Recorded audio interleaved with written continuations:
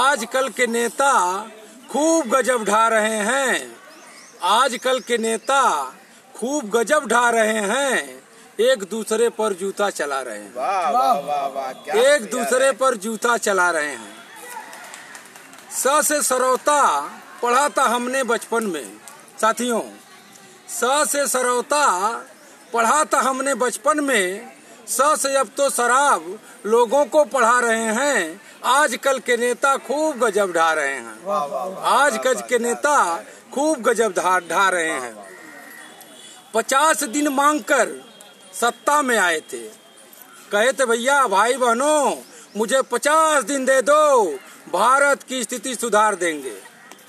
तो कह रहा था साथियों कि 50 दिन मांगकर सत्ता में आए थे, 5 वर्ष बाद भी ठेंगा दिखा रहे हैं। 5 वर्ष बाद भी ठेंगा दिखा रहे हैं। आजकल के नेता गजब ढा रहे हैं। आजकल के नेता गजब ढा रहे हैं। सत्ता में आएंगे तो मंदिर हम बनाएंगे। नेता क्या कह रहे थे जब चुनाव आता था कि सत्ता में आएंगे तो मंदिर खूब बनाएंगे। क्या कह रहे थे? सत्ता में आएंगे तो मंदिर हम बनाएंगे। अरे इंसान तो इंसान क्या, भगवान को भी चूना लगा रहे हैं। आजकल के नेता गजब ढा रहे हैं।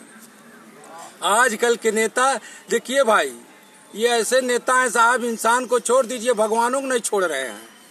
और भगवान जैसे नहीं कहते हैं अरे भैया हम गांव में रहली तो हम जब माता जी हमरे कहें जब रोई ढेर तो कहें धोकर कसवा आ जाई, छुपा दो नहीं तो तोके बोरा में भर के उठा ले जाई। नेतवे ऐसा तो धोकर कसवा लगा ताटे कि जैसे कि बोरा में भर के नोटो हमन के पहले धोकर कसवा लइकन के उठा ले जात रहा है। आजकल के नेता तो बोरा में भर के ओट उठा ले जाता है। तो कहीं के साँझ के हमन के पीकोल खेलल जा साँझ के। तो अम्मा सोचे हमार की कहीं हेरा जाई है तो कहाँ खोजब छीन के लइका बाटे कहे जइए न रे धोकर कसवा आइल बा। आया बता अम्मा हमरे कहत हैं गांव के कि अरे जइए रे नेता आ गई हम तोरे झूठ बोले का आदत पड़ जाई। कहाँ से नेता सब झूठे बोलबा करल है। तो का कहत रहल है कि सत्ता में आएंगे तो मंदिर हम बनाएंगे। सत्ता में आएंगे तो मंदिर हम बनाएंगे। इंसान तो इंसान क्या, भगवान को भी चूना लगा रहे हैं। आजकल के नेता भी खूब गजब ढा रहे हैं। आजकल के नेता खूब गजब ढा रहे हैं। पूरी दुनिया नौजवानों को वैज्ञानिक और इंजीनियर बना रही है। पूरी दुनिया नौजवानों को वैज्ञानिक और इंजीनियर बना रही है। हमारे देश के नेता चौकीदार बना रहे हैं। आजकल के नेता खूब गजब ढा रहे हैं। अब आजकल के नेता कहला हम रोजगार देंगे, अब कहते तू चौकीदार हो जा। मुझे तो अब जान लीजिए कि अगर बदकुआ गांव में घुस गई है और केहू पूछना लइकवा का कराला हो, कहीं चौकीदार है तो सिवनमा में थे भाग चली है। तो ऐसा नेता ही बात है भाई साहब लोग कि चौकीदार बनाओ तो न बियाहो नहीं हो।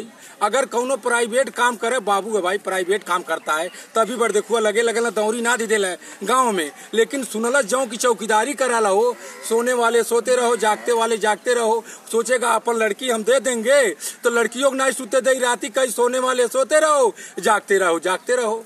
तो ये नेता ही भैया नौजवान सावधान हो जा। ये चौकीदार बना के छोड़ी है तो ये बताओ पढ़ल लिखल कोनो मतलब बा? अरे चौकीदार तो अनपढ़ो बन जाना, तो इंजीनियर और डॉक्टरी पढ़ ले कौन फायदा भैया? कौन फायदा बा? सब चौकीदार हो जाओ, सब चौकीदार हो जाओ। तो कह रहा था साथियों पूरी दुनिया वैज्ञानिक और इंजीनियर बना रही है।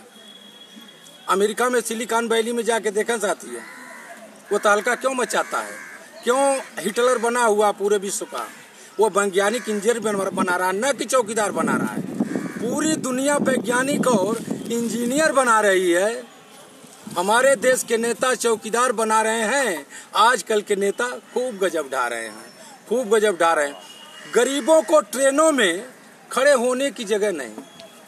अभी आप बम्बई वाली ट्रेन पर स्टेशन पर चले जाइए साहब, जैसे आप अलमारी में कपड़ा तहिया रखते हैं वैसे गरीब बेचारे जनरल बोगी में ऐसा न रसियाला अगर 10 रुपया के चाय पिए के अगर उनका मन करे, अगर पैसा निकाला तो सालवा 3 टुकड़ा हो जाला फाट के, इतना भीड़ रहा। लेकिन हमार का करता न नेता लोग ऊपर ध्यान नहीं बा ना। अभी कहीं चल जा, अब सजनमा से कह चले बा गोरखपुर बाबू, टैक्सी में इतना ते ठूस ठूस भरल कोहिन कि अगर वह किराया देवे के रहे तो 10 का नोट कहाँ भी गई पता नहीं चलाला। वो पे ध्यान नेतन के नहीं बा ना, गरीबन के ध्यान तनिको नहीं बा। वो का करत हो तो सुन ले, गरीबों को ट्रेने में खड़े होने की जगह नहीं, गरीबों को ट्रेनों में खड़े होने की जगह नहीं, अमीरों के लिए नेता बुलेट ट्रेन चला रहे हैं। आजकल के नेता खूब गजब ढा रहे हैं, आजकल के नेता खूब गजब ढा रहे हैं।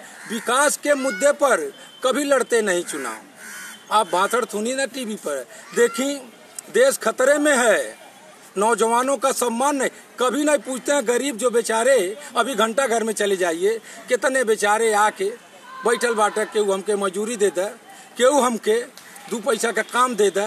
बेचारे अगर काम नहीं मिले तो 5-15 किलोमीटर दूर फिर साइकिली से चलावत जाइए, ऊपर ध्यान केहू नहीं बा, किसी का ध्यान नहीं। भाषण में सुन लीजिए, मैं किसानों के लिए करूंगा, बीज सस्ता करूंगा, रोजगार दूंगा, पंपी सेट गड़वा दूंगा, उनको समय से दवा खाद बीज पहुँच ना, कुछ ना है। बस देश खतरे में है, नौजवानों का और सैनिकों का सम्मान नहीं हो रहा है। ये कि बस कैसो भड़का दे, आग लगा दे, चिंगारी हरारा कोड मिल जाए धोकर कसवन के, लेकिन अब बोरम भर के लेके चल जाए दिल्ली, सरकार बना के मलाई काटी हमको। तो मलाई कट इधर का चुनाव आयल बा भाई लोग, तन देख ले नेता लोग का करता है।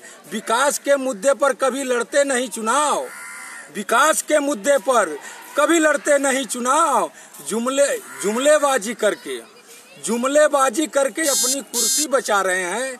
आजकल के नेता खूब गजब ढा रहे हैं, आजकल के नेता खूब गजब ढा रहे हैं। किसानों के मौत की चीख सुनाई न दे। कितने किसान मर जाते हैं, क्यों मर जाते हैं? पाला लग गई फसल में। क्यों मर जाते हैं? फसल नुकसान हो गई। क्यों मर जाते हैं? हुदहुद आ गई, तूफान, फसलियाँ नुकसान, उस पर कोई नहीं बोलता है। यही आपको बता दूं, दिल्ली में पूरे देश के किसान जुटे थे और हमारे देश के माननीय प्रधानमंत्री जी को उनका दर्द सुनने को मौका नहीं था। एक हीरोइन कहल जाला का बोला बम्बई के, ओकर रिसेप्शन रह जाके मुस्किया को से हाथ मिला होता ना, शर्म की बात है साहब। किसान बेचारे रोड पे खड़े हैं, एक दिन नहीं गए कि भाई क्या हालिया हो, पूरा देश किसानन से चला, रोटी दाल हम खाई ले भैया, किसानन देना भैया, उन्हन का दर्द नहीं सुने के बा, वो चल गए हीरोइन का लिपस्टिक देखे। बताइए, दर्द की बात नहीं साथियों। तो किसान के मुद्दे पर किसान के मौत की चीख सुनाई न दे, किसान के मौत की चीख सुनाई न दे, इसलिए विदेशों में जाके नगाड़ा बजा रहे हैं, इसलिए विदेशों में जाके नगाड़ा बजा रहे हैं। आजकल के नेता खूब गजब ढा रहे हैं, आजकल के नेता खूब गजब ढा रहे हैं। एक दूसरे पर जूता चला रहे हैं, एक दूसरे पर जूता चला रहे हैं। नमस्कार साथियों, मैं दिनेश कुमार निषाद एडवोकेट गोरखपुर से आप लोग सामने लाइव हुआ हूँ। अगर वीडियो अच्छा लगे शेयर करिए, कमेंट करिए और हमारे यूट्यूब चैनल को सब्सक्राइब। नमस्कार साथियों।